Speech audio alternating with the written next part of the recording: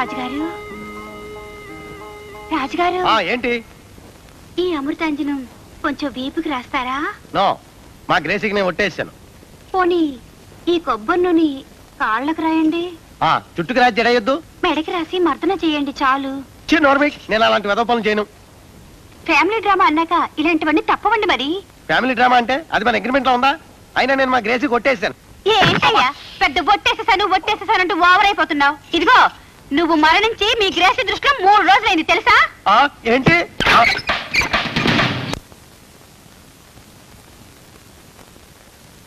4 గోళ్ల మధ్య జరగవలసిన రొమాంటిక్ కార్యక్రమాన్ని నా బోటుగాడితో చెప్పి అల్లరి పెడతావా? అది కాదండి, ఈ పనులు ఆవిడ నాకు చెప్పడంలో. మరి నీకు చెప్పకపోతే పక్కింటాడే చెప్పమంటావా? అసలు ఆవిడ ఎవరో? మాట్లాడేవంటే కాల్చి పారేస్తాను. అనకండి అమ్మాయి, నేను ఇక్కడే గుమ్మం దగ్గర స్టూల్ మీద కూర్చుంటాను. అలాగే. మళ్ళీ ఏమైనా న్యూసెన్స్ చేశాడా వెంటనే నాకు వచ్చి చెప్పు.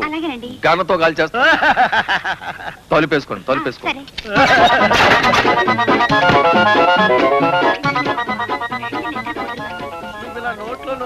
బాబు గారు, అమ్మాయి చూస్తే చాలా దూకుడుగా ఉంది. మీ వాడేమిటి కొంచెం మెత్తగా వ్యవహారంలో ఉన్నాడు?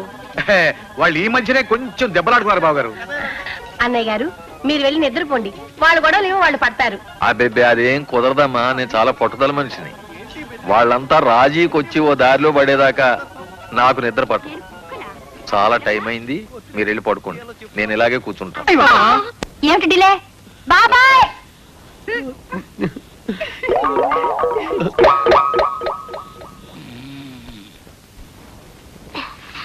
దాహం వేసేస్తుంది. ఈ దున్నపోతే లేపుదాం.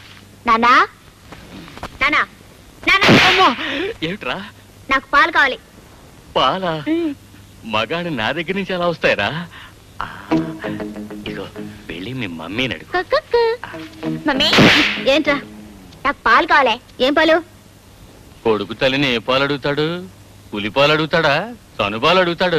ఆటాడకుండా ఇస్తే లేకపోతే మరణిస్తాడు పాపం.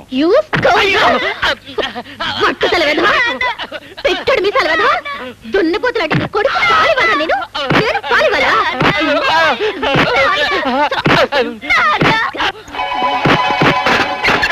మళ్ళీ ఎక్కడేమిటి గొడవ? ఏం లేదండి, పిల్లాడు వాళ్ళ అమ్మని పాలు అడుగుతున్నాడు.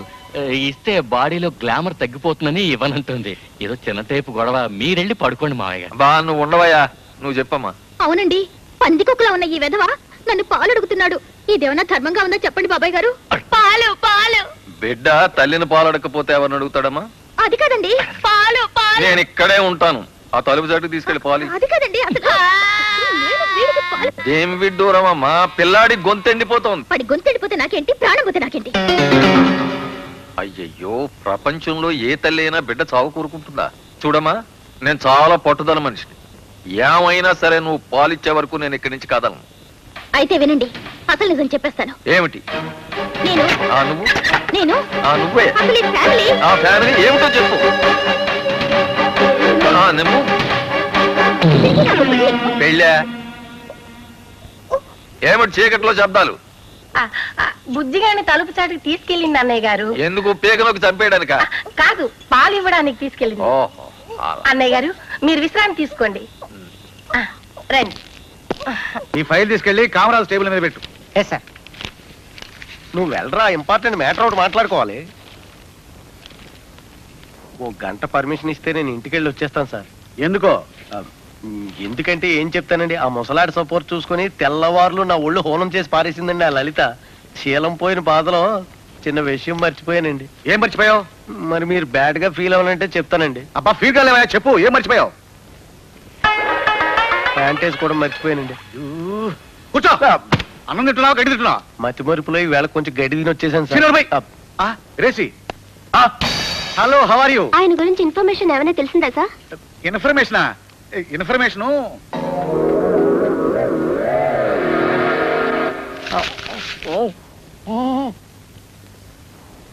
ఈ షర్టు టై అతనివో కావో చెప్పండి అమ్మా.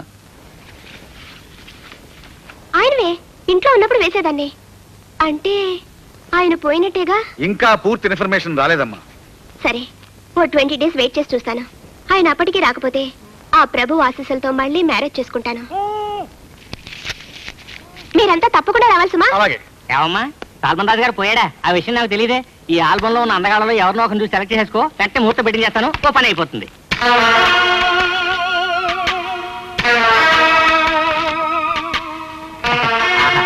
ఈ ఫోటో చూడమ్మా, ఎంత బాగుందోను. చాలా అందంగా ఉన్నారు కదమ్మా.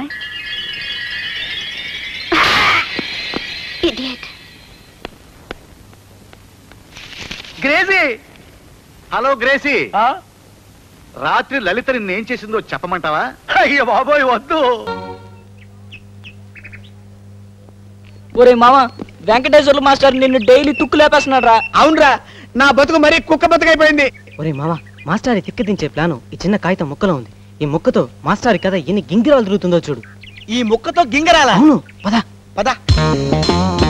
ఏటి రాలుడు? మామ, అందరూ ప్లే గ్రౌండ్ లో ఉన్నారు. నువ్వు ఆ తెల్లతో నిలబడి ఎవరన్నా వస్తున్నారో చూస్తూ ఉండు. ఎవరన్నా వస్తే వెంటనే విజిలే. అలాగే. ఏంట్రా గింగరాలు గింగరాలు అన్నావు?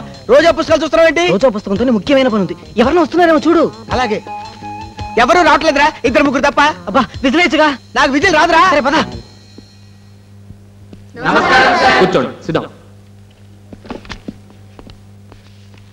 ఈ రోజు మీరు టై కట్టుకోలేదేం సార్? ఏ, నేను టై కట్టుకోపోతే తెలుగు గంగ పొంగిపోతుందా? మూడో ప్రపంచ యుద్ధం వస్తుందా? టై కట్టుకుంటే అందంగా ఉంటారు సార్. సరే కూర్చో. ఈ రోజు చాలా ఇంట్రెస్టింగ్ లెసన్, శృంగార నైషధం.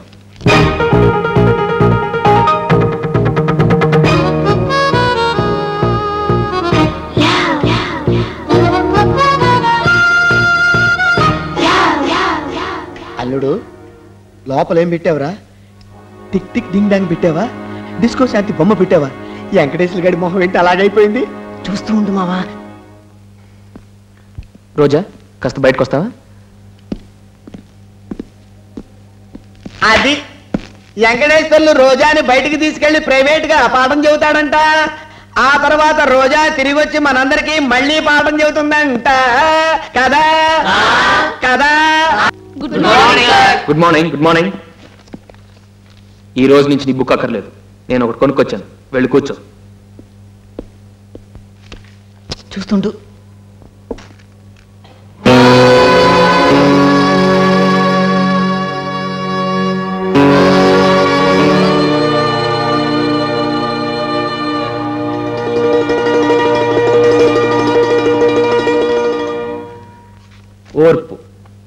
ఓర్పు, సహనం అనేవి జీవితంలో ప్రతి మనిషికి ఉండాల్సిన లక్షణాలు. పిల్లలు అల్లరి చేసినప్పుడు తల్లిదండ్రులు చూపెట్టేది సహనం. క్లాస్ రూమ్ లో పిల్లలు పిచ్చి పనులు చేసినప్పుడు మాస్టర్ చూపించేది ఓర్పు.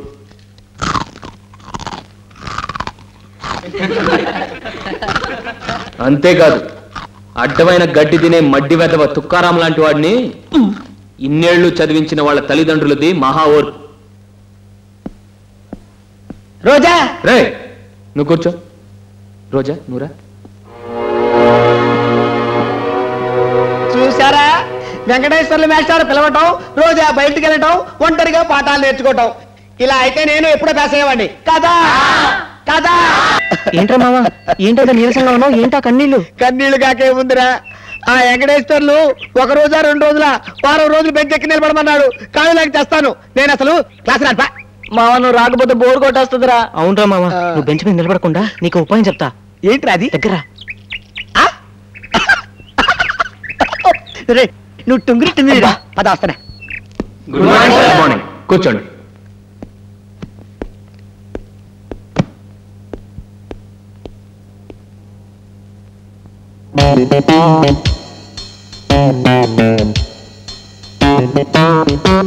నిన్న ఎవరో ఒక మహామేధావిని బెంచెక్కి నిలబడమన్నాను, వారు నిలబడరే. ఎవరు? తమరే. వద్దురా రే వెంకు, పెంకి లేచిపోద్ది, మర్యాదగా ఎక్కువ. నా మాట వినండి సార్. ఎందుకు చెప్తున్నాను అర్థం చేసుకోండి. చాలా ప్రమాదం ఉంది. నేను లేచి నిలబడ్డానంటే లేడీస్ అందరూ లైన్ లో ఫాట్. ఏం పర్వాలేదు, ఎక్కువ. అంతేనా? అంతే. అయితే మీ ఇష్టం, మీ కర్మ. ఏంటి అవతారం? ఎద్దవతారం. మరి ఆ గంటలేంటి? ఇంటర్వెల్ లో వాయించుకుందాం తెచ్చా. అలాగా? అయితే సాయంత్రం ఎద్దులాగా గంటలు వాయించుకుంటూ కాలేజ్ చుట్టూ 200 సార్లు పరిగెత్తాలి. అదే నీ పనిష్మెంట్. 200 సార్లా?